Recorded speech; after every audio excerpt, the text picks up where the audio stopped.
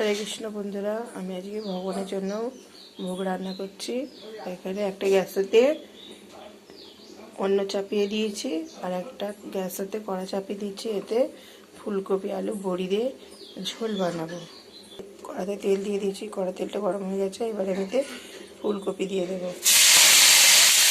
ফুলকপিটা একটু ভালো করে ভেজে নেব। দিয়ে দেবো একটু লবণ, একটু সামান্য হলুদ। বন্ধুরা, ফুলকপিগুলো ভাজা হয়ে গেছে, এগুলোকে এবার আমি তুলে নেব। ওই কড়াতে আমি বড়ি দিয়ে ভেজে নেব। বড়িগুলো ভাজা হয়ে গেছে, তুলে নিয়েছি। এবারে আমি ওই কড়াতে তেল দিয়ে দিয়েছি। কেটে রাখা আলুগুলো দিয়ে দেবো। আলুগুলো দিয়ে দিয়েছি, এবার একটু ভালো করে ভেজে নেব। অন্নটা হয়ে গেছে, এইটাকে আমি নামিয়ে এবার ফ্যানটা ঝরিয়ে নেব। ফ্যানটা ঝরাতে দিয়েছি। আলুটা ভাজা হয়ে গেছে। এবারে আমি আদা কাঁচা লঙ্কা ও টমেটো পেস্ট করে রেখেছি, এটা এবার আমি দিয়ে দেব। দিয়ে ভালো করে নাড়ব। দিয়ে দেবো হলুদ গুঁড়ো, দিয়ে দেবো 1 চামচ জিরা গুঁড়ো।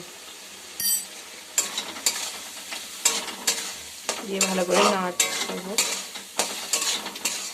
দিয়ে দেবো একটু ধনে গুঁড়ো, স্বাদ মতো লবণ। ভেজে রাখা ফুলকপিগুলো বেরোতে তাতে দিয়ে দেবো। দিয়ে ভালো করে নাড়ব। মশলাটা কষা গেছে, পেঁপে নেড়ে জল দিয়ে দেবো পরিমাণ মতন। ঝোল করবো তো বড়ি দিয়ে, একটু জলটা বেশি দিতে হবে। তাই পরিমাণ মতো জল দিয়ে দিয়েছি। এবার এটাকে আমি ঢাকা দিয়ে ফুটতে দেবো। অন্নটা ফ্যান ঝরানো হয়ে গেছে, এখানে ফুলকপি আলু ঝোল হচ্ছে। ততক্ষণ আমি আলু আর গাজর কেটে নিয়েছি, এটা ভাজা করব পোস্ত দিয়ে। ঝোলটা মোটামুটি হয়ে গেছে, এটাকে এবারে আমি ফোড়ন দেব।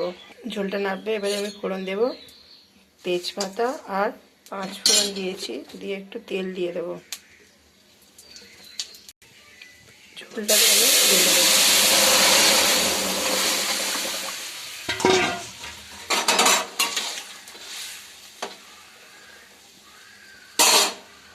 ঝোলটা ঢেলে দিয়েছি, বড়িটা দিয়ে দেবো। একটু নেড়ে নেব, নেবে ঢাকা দিয়ে দেবো। একটু ফুটে উঠলে নাবিয়ে নেব। ঝোলটা হয়ে গেছে, এবারে আমি এটা নাবিয়ে নেব। এটা আমি নাবিয়ে নিয়েছি। কড়াটা আমি ধুয়ে ওই গাজর আলুটা একটু লবণ দিয়ে ভাবিয়ে নেব। আমি আরেকটা কড়া চাপিয়ে দিচ্ছি, এতে একটু টমেটোর চাটনি বানাবো। দিয়ে দিলাম 2টো লঙ্কা, দিয়ে দেবো অল্প একটু তেল। টমেটো আমি কেটে রেখেছিলাম,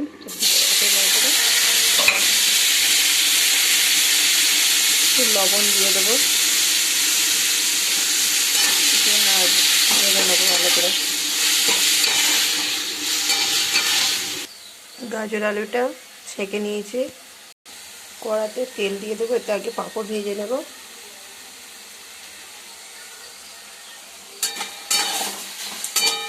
তেলটা গরম হয়ে গেছে, এবার আমি একটা একটা করে পাঁপড় ভেজে নেব।